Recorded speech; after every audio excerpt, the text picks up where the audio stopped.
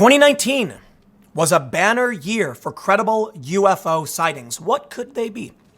Let me read a little bit of this first, because I want to make sure you have the context. But there have been many credible reports from servicemen, people in the Navy and stuff like that. I think I have some explanations. We also have some other news too on the UFO front. Thousands of government UFO reports are now available at a Canadian university. So we'll come to this one. We'll start with this one.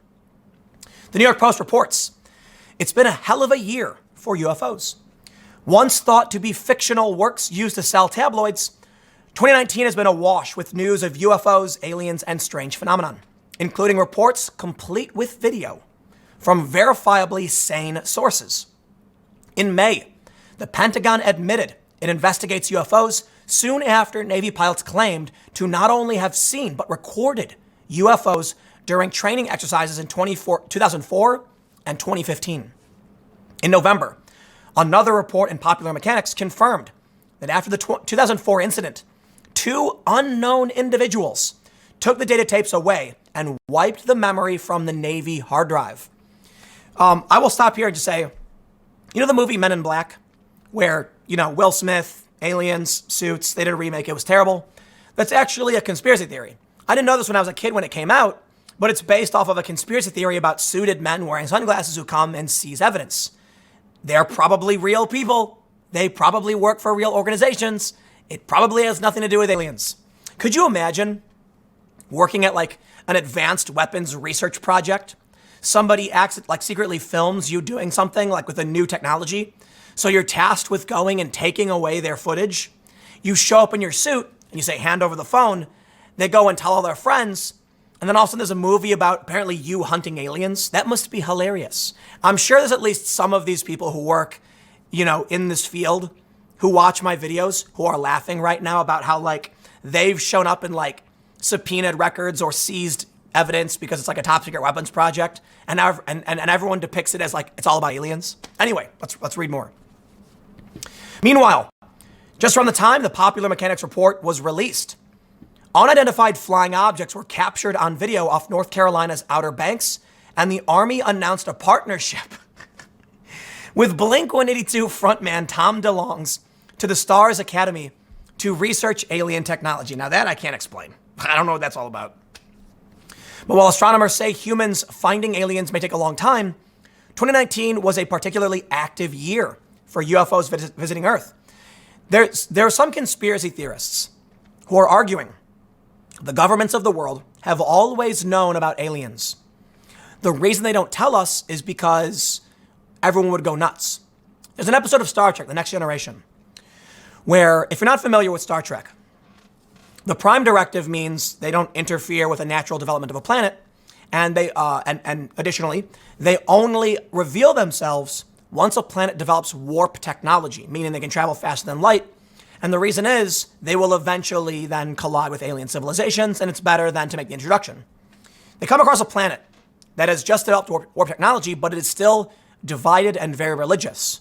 So ultimately, the leader of this planet, president, whatever, decides they shouldn't reveal themselves. One conspiracy theory, I love this one too. This is the one I hope is true. Okay, it's probably not. It's very, very, very, very likely not true. It's that all the governments of the world know about aliens, or most of them. They know aliens are real, they know they're here, and they can't tell us because people will lose their minds, too much religion, nation states.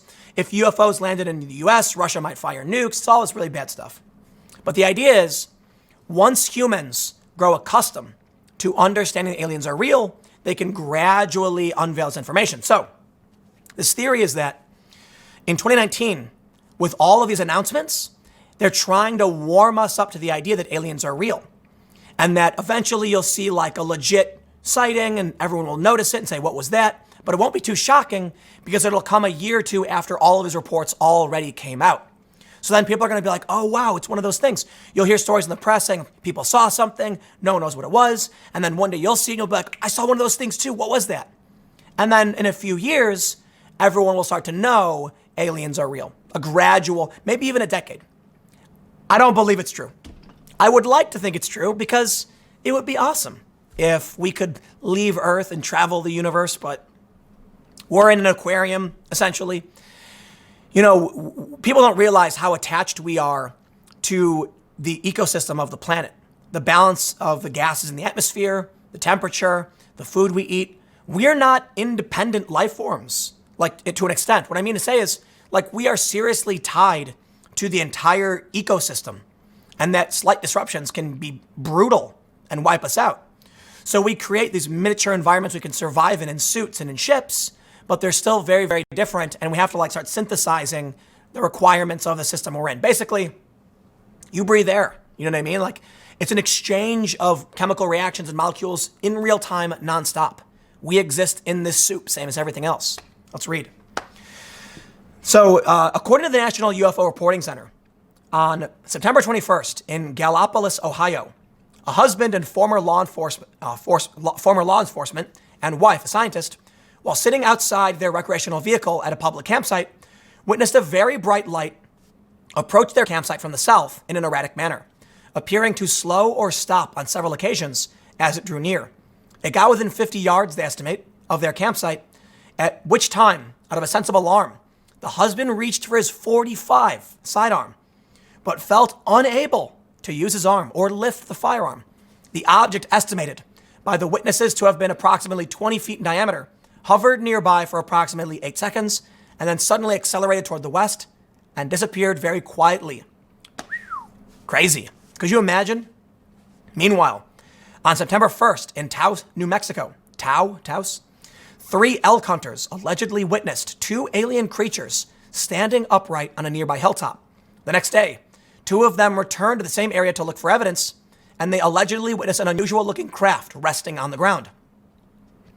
Closer to home, on August 12th, on the New Jersey Garden State Parkway, quote, a husband and wife were driving north on the NJ Garden Parkway when their attention was drawn to 2 peculiar white lights that suddenly appeared to be approaching their location.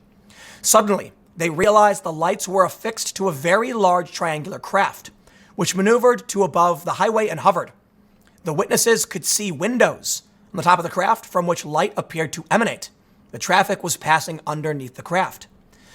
They say if you're worried about your home state, a handy UFO hotspot infographic was created by satelliteinternet.com, which shows the states with the most alien activity. Well, as we're going to go to the next story, let's pull this up and see what it is all about. Which states have the most? It looks like Maine, New Hampshire, Vermont, Washington, Montana, Oregon, Arizona, New Mexico. Unsurprisingly, the states with the least sightings tend to be the most populous. Now, California is in the middle, and that makes sense because California is a massive state. But New York, no sightings. You know why? A couple reasons. Light pollution around major cities, but also more densely populated in certain areas. Vermont, New Hampshire, and Maine make a ton of sense. No people around. So I'll tell you this. If aliens were coming here, they wouldn't fly over New York. Too many people would expose them. They would go to less densely populated areas. Now I will leave you with one more story. We're working on a new podcast. I've talked about this a long time ago, trying to find some people to get involved. It's an Unsolved Mysteries podcast. It's going to be very similar to this show I do now. It's going to be multiple segments. It's going to be creepy stories, speculation, just talking about weird and wild stuff, right? We're always going to lead with a breaking news story. The story we've got lined up comes from August, so it's a few months ago now. In Washington and Oregon, ranchers found their animals, some bulls, completely exsanguinated. Now you may be asking me, what does this have to do with aliens? The animals also had blunt force trauma on the underside of their bodies, meaning that they took an impact, likely falling from a great height. How could that have happened? Did someone have a hovercraft or a drone and try drone stealing a bull? How did the blood get drained? There were amputations that were surgical removals. This phenomenon has been going on for a very long time. It contributes to the chupacabra legend. Many people think it might be aliens because they have crafts that can do this. Lift up the animal, take their blood, drop them. Now, I don't know, but I will tell you this. Stay tuned. Maybe in the next month, 2 months, we're planning on having this podcast that will deal more with aliens, and I'll probably stop. I periodically talk about aliens and stuff on this channel just because I think it's interesting and fun. We did one episode for Subverse about ghosts at Disneyland, Disney World, whatever. It was really popular. Got like 45,000 views. Overwhelmingly thumbs up. A lot of people said, I want the news. I don't want, mysteries. But it was a pilot. It worked. That is going to be the basis for how we do the new show talking about aliens. And after we do the opening segment, which will be 5-10 minutes long, we go into an open discussion about weird and wild stuff. And it'll be a fun off-the-cuff conversation. We'll break it up into segments. It'll go up online as like a full thing, and there you go. But I'm going to stop now. I'm not going to talk for the rest of the day. I'm going to eat some healthy food, and hopefully my voice will be slowly improving as time goes on. Thanks for hanging out. I will see you all tomorrow at 10 a.m.